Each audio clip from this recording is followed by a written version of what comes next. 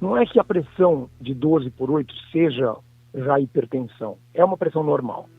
O que eles pedem é que a gente já não aceite mais que pacientes com essas pressões acima de 12/8, entre 12/8 e 13/8, que são consideradas normais, não há necessidade de tomar remédio quem tem uma pressão dessa, mas que a gente aperte a cobrança da melhoria dos hábitos da pessoa. Porque pessoas com esse nível pressórico podem, a longo prazo, principalmente associados a outras causas, como obesidade, diabetes, tabagismo, aumentar um risco de ter um infarto ou um AVC a longo prazo. Entendi. Doutor, idade e histórico familiar. Eu falei há pouco, comecei a nossa conversa falando aqui que eu já me preocupo com isso, porque eu tenho na minha genética, né? Eu tenho um histórico familiar. Isso aumenta o risco, não aumenta? Sem dúvida nenhuma.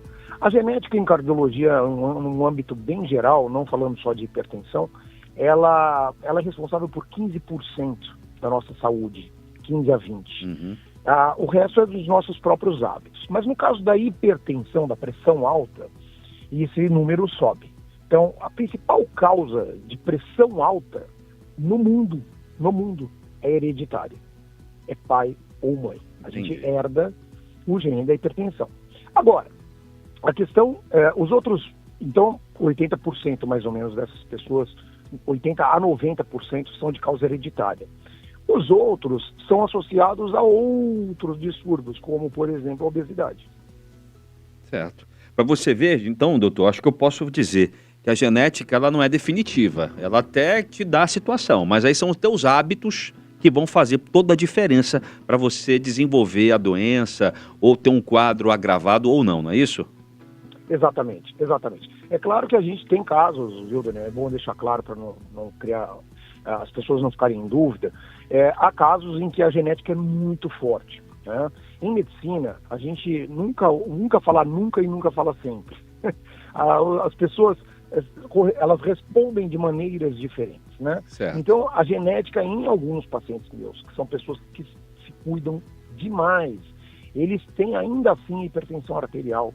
É puramente genética e aí não tem como. A gente precisa tratar. Entendi. Então, ou seja, doutor, se é uma questão de começar um remédio ou mudança do estilo de vida, que eu acho que mudança do estilo de vida tem que ser 100% para todo mundo. E mesmo em alguns casos, mesmo com a mudança de estilo, há necessidade do remédio, né? Então, como saber, doutor, qual é de quando um e quando o outro? Eu vou falar a mesma coisa que eu te falei quando a gente conversou na semana passada sobre outro assunto, que é a questão das crianças. Eu vou te falar o seguinte: a melhor forma é você procurar um cardiologista para fazer um check-up. Certo.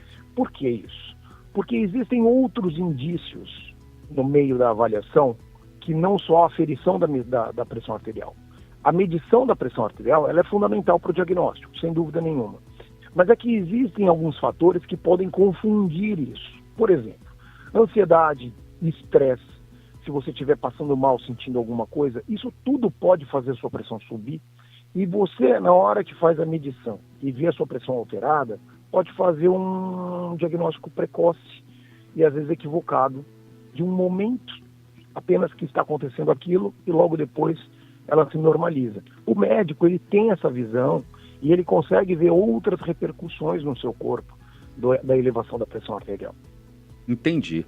Doutor, então, ou seja, em muitos casos, eu vou arriscar então de perguntar isso, a pessoa até toma o remédio, mas em muitos casos, só a mudança de estilo de vida pode fazer. A gente tem N canetas emagrecedoras agora, por exemplo, estou vendo gente perdendo 20 quilos, né? Uhum. E não basta só usar a caneta, né? Você tem que mudar o estilo de vida para poder manter o que você conquistou, né? Porque senão, se para de usar a caneta, vai voltar tudo, né? Você não muda o estilo de vida, vai continuar comendo bobagem, muita bebida alcoólica, dormindo mal, sem beber água, enfim.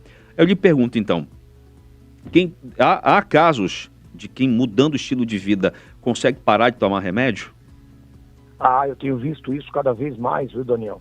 Eu tenho visto isso cada vez mais, porque o número de hipertensos secundários à obesidade, principalmente na nossa região, que é a região, eu não sei se você sabe, com o maior índice de obesidade do Brasil. Sim. É gigante, é muito grande mesmo, é um número que cada vez maior. Então, na medida em que essas pessoas, elas tratam a causa, elas deixam de tomar remédio. Entendi. Não é uma coisa que a gente pode garantir para o paciente, mas eu sempre deixo essa porta aberta, essa esperança, até para motivá-lo, né? Porque eu acho que o psicológico é muito importante. A pessoa que fica motivada, ela tem uma força, uma energia a mais. Certo. E pegando o gancho das canetas emagrecedoras que você citou, eu as entendo como catalisadores de um processo. Eu quero dizer o seguinte: se você já está num processo de mudança e você quer sim aquele empurrão, você quer aquela ajuda. Claro que a indicação delas não é apenas para obesidade. É obesidade acompanhada de diabetes, pré-diabetes, hipertensão, algum problema de saúde decorrente da obesidade, né? Entendi. Doutor, para não tomar mais muito do seu tempo, eu tenho umas dúvidas aqui que eu acho que é de muita gente também. Café aumenta a pressão? É insignificante.